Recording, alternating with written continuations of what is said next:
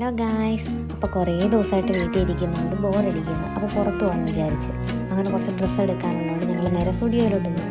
അവിടെ ചെന്ന് ലേഡീസിൻ്റെ സെക്ഷൻ നോക്കിയപ്പോഴത്തേക്കും ഞങ്ങൾക്ക് ഒന്നും ഇഷ്ടപ്പെട്ടില്ല.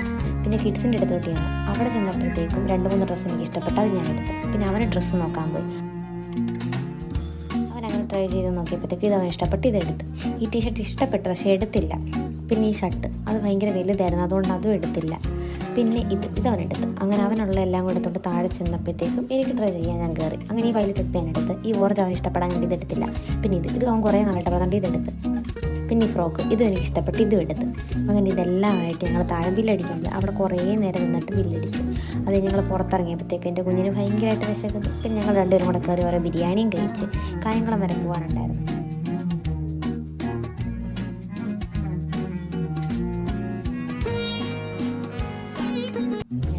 വീട്ടിലോട്ട് പോയി. പോകുന്ന വഴിക്ക് റെയിൽവേ ട്രാക്കിൻ്റെ അവിടെ കുറേ നേരം പോസ്റ്റായിട്ട് കിടന്നു.